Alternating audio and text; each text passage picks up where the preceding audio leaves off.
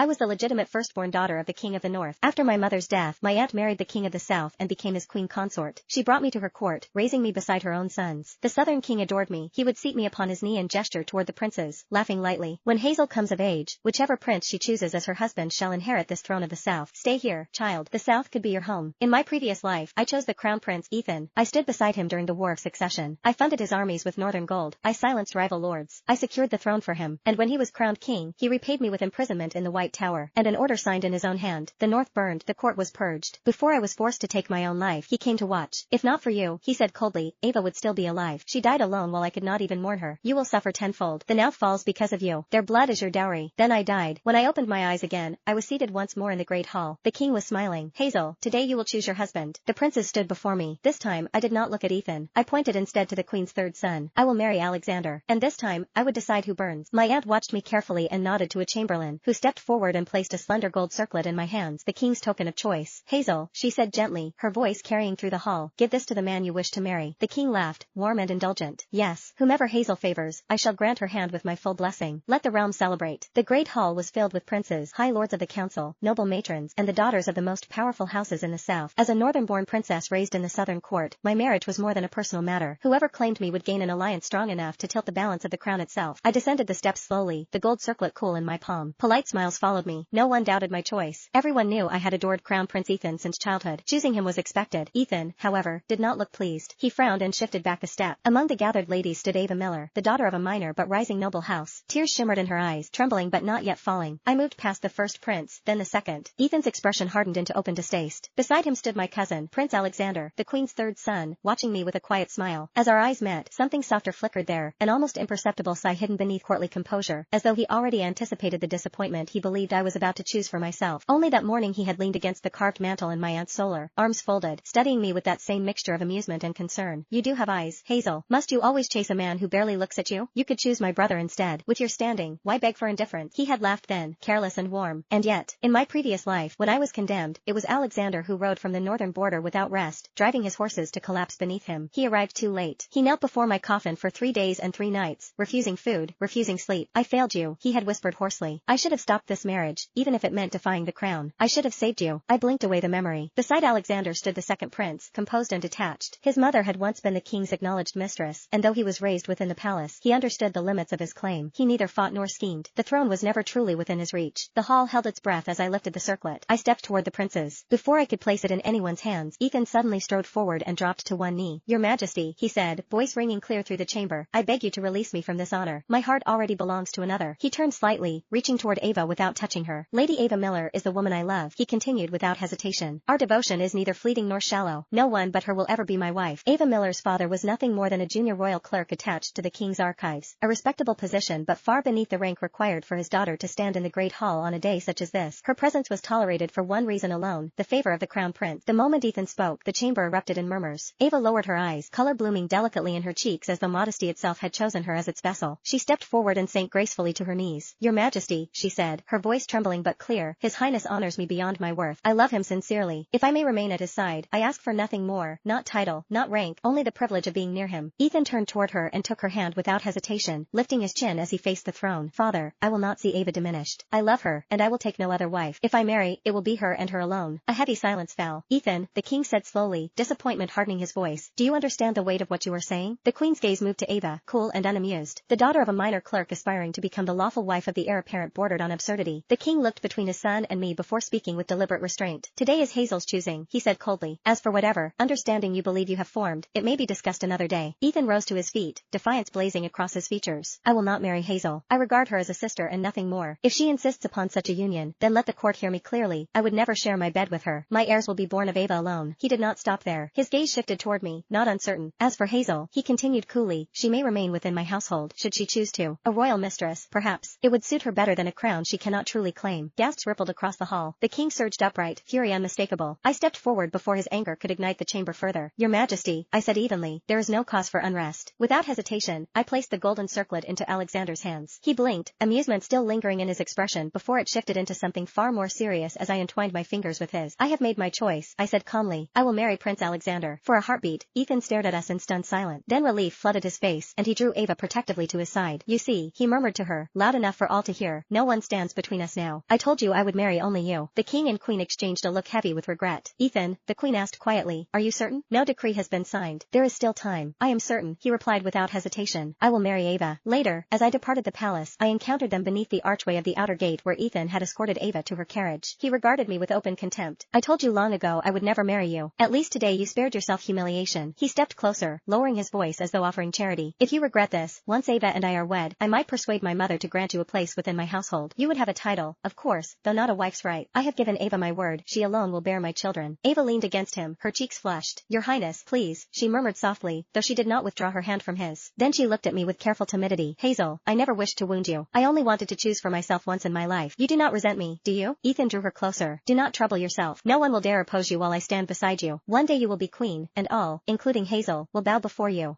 I looked at Ethan's face and remembered another lifetime, the day he ordered my people slaughtered for Ava Miller, the day he signed the decree condemning me to death. The memory was so sharp that even now I refused to linger on it. This time, I would protect those I loved. I would not allow history to repeat itself. Without the political alliance my marriage would have secured, without the armies, influence, and northern loyalty that stood behind my name, did Ethan truly believe he could inherit the southern throne so easily? Did he imagine a crown would simply descend upon his head because he desired it? Ava Miller was soon formally styled Princess of Wales, and overnight she became the most discussed woman in the capital. The daughter of a junior royal archivist had ascended to the highest bridal rank in the realm, and the daughters of the great houses could scarcely conceal their outrage. Whispers followed me through drawing rooms and gallery corridors. Your Highness, the prince has gone too far. A clerk's daughter as his lawful bride? You were raised together from childhood. To cast aside years of affection so easily, how could he? I hear Lady Ava was never kind within her own household, particularly to her father's other children. What could his Highness possibly see in her? What did he see? He once told me, with earnest conviction, Ava is untouched by court ambition. She is simple, unspoiled. She does not scheme or compete the way the rest of you do. I love her precisely because she is not dazzled by rank or jewels. I smiled faintly at the memory. Very well, let us see whether such purity survives a crown. Because I was to marry Alexander, the queen was radiant with satisfaction. She summoned me to her private treasury and insisted I choose whatever I wished for my marriage settlements. When I left the palace that afternoon, my attendants carried caskets of jewels, lengths of velvet and brocade, and heirloom pieces from the queen's own collection. Near the courtyard steps, I encountered Ava on her way to pay her respects to the queen. Her eyes were red, as though she had been weeping. When she saw the procession behind me, something dark flickered in her expression before she lowered her gaze. Your Highness, she said softly, you are most fortunate. Her Majesty has been exceedingly generous. I studied her for a moment, then reached into the nearest velvet-lined case and lifted out a delicate emerald necklace. Ava, I said lightly, this would suit you. Consider it my congratulations on becoming Princess of Wales. Before she could respond, Ethan's voice cut through the courtyard. There is no need for such gestures. He crossed the distance swiftly, his expression tightening as he took in the array of attendants and jewel cases. Ava does not value these gaudy displays, he said coolly. Keep your necklace. He turned to her immediately, concern softening his tone. Why have you been crying? Then his gaze returned to me, darker now. You know my mother has not yet warmed to her. Must you parade her generosity in front of Ava? What are you trying to prove? She is my lawful bride, he continued sharply. With or without a grand marriage portion, she will be the most envied woman in the kingdom. I nearly laughed. The most envied woman in the kingdom? Ava's stepmother had prepared only a modest bridal portion, no more than a few trunks of linens and silver. Her father's income as a minor court official could not sustain the kind of display expected of a future queen. There would be no glittering procession of estates and endowment, no alliances sealed through vast settlements. Only Ethan's defiance, and pride alone has never been enough to sustain a crown.